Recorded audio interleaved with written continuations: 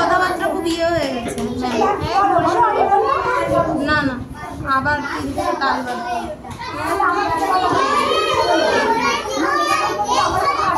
কি গানে নাচ করবো দেবাঞ্জনা?